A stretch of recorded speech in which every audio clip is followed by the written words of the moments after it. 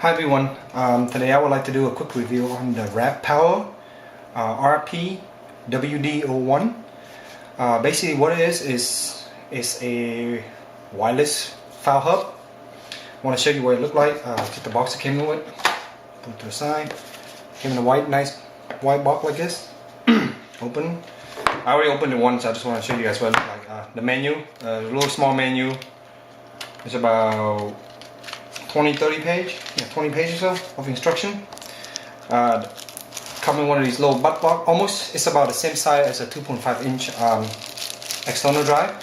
This is what it looked like, and inside is also a little what do you call, micro USB cable for charging the device. So what the device has is it has a built-in 3000 milliamp battery, so you can use that to charge your mobile device. But you can use it, basically it's used so that you can power this device. In front of the device there's a micro USB port, there's a power button right now, and on this side there's an SD slot, a reset little hole, and also a USB port. On top you have a battery indicator, a read and write light, a Wi-Fi light, and the internet light, and the logo itself. There's nothing on this side. So let me show you how it works. Turn the device on, just hold down for 2-3 seconds here. It will come on like that, and it will search for, it will basically, in about 20 seconds or so, it will broadcast a signal, a wireless signal that you need to connect to. And the instructions tell you how to do all that, but I'm going to walk you through it real quick. So over here, as you can see, the device is power on right now. Let me show you my phone. Just on Wi-Fi on, and you're gonna see that's called File Hub something. I name it 1337 fun. It's gonna connect to it automatically. It's connected already. So then to access the website to do some configuration, you just go to one of your browser. I'm using Chrome. You have to go to the IP address 10.10.100 and .254, as you can see right now. I already did this once. It will ask you to log in. It's a simple web interface. It's not really mobile. If you can do this from your laptop, it will probably be a little bit easier. So now I'm just going to log in. The default password is, the login is admin, so AD, lowercase a, DM, admin, and the password is blank, but I set my password, so I have to change it. So when you log in, this is what you present with. You have user. So when you log in, you're going to be presented on your screen. You have user, disk, network, services, system, and wizard. First time you log in, you're going to get wizard. Basically it's a step-by-step instruction to set up your device. What happened here is it's asking you for your SSID. This is basically your home wireless if you have one. What happened is this guy here, you're gonna connect it, basically him to your normal router for your internet at home, and every time that you connect your phone or any other device to him, you still have access to the internet. So this way that you're not run into a problem where you just connect to him and you have no internet in your phone at all because you connect to the Wi-Fi. This Wi-Fi will have internet. So when you type in all your SSID and password, you can move forward. I'm going to skip it. Next setting is basically some setting for the file hub itself. There's a SSID, the name for it. You can set it here. You can set the kind of wireless you want, your password, region, what channel you want it to be, what kind of security, and you can set the IP address. So which the default was 10.10.10.255. You can change that if you like. Let's use subnet mask. You can also hide your SSID right here. I'm going to skip that. Its next instruction is basically your username. This is the admin with the default password of nothing, so you can change that right here. So I'm going to go ahead and skip that. And basically every time after that you finish. So what do you do now that you have this guys? So basically the next thing you need to do is basically go to the App Store on Apple or Android.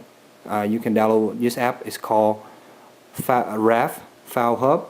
There's another one called let me see, I still have it on here. It's called AirStore, and that one also works well. Both of them is about the same thing. The only difference is the naming. It's exactly the same interface. So if you launch File Hub, for example, and you present it with your screen, and in your screen you have My Device. You have My Device, and then you have My File Hub. So if your File Hub is you're connected to your Wi-Fi, your File Hub Wi-Fi, you're gonna see it here. So it's My File Hub. Right now it's showing nothing because I don't have any card installed. So I'm gonna take an SSD card here and install it.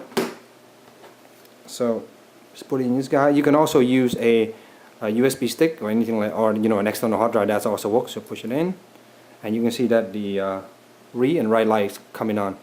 Okay, and right now my internet light is not on because I didn't set it up. So that after the disk is inserted, you're gonna see your, it's gonna get mounted here. So this one is SD card volume 1. You can click on it, and inside I have you know, my basic use is empty. You start empty right now, but you can add stuff to it. For example, if you have pictures here, you can transfer it to your phone and vice versa. One thing to notice on iOS, for example, you know, because you are limited by Apple, so your iPhone photo here, you can access your iPhone photo, all these photos here, and when you copy and move stuff forward, you can move stuff back to that folder. But this folder on the iPhone here is basically sandboxed to this application, and you can actually save those pictures into your camera roll. So it's an extra step. On Android, you can actually, you know, because you have most of the time you have access to the file system, depending on which device you have access to the full file system. You can actually move your file to those you know, exact file directory, and you can see your pictures. So for example, in here, let me go check my food thing. I have a few food picture, so you see how fast it load pretty fast. I insert a DSLR, like a 15 megapixel, you know, each file is about 10 megabyte. That takes 2 seconds to load on full picture, but these are small iPhones, so this should load pretty fast. You see? You can load. And for example, if you want to use this, you can basically, you can transfer them. So manage, for example, hit manage.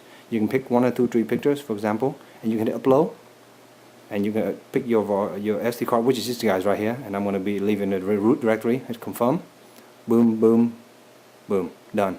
So now let's close this down, and let's go back to home. And this is right now my home.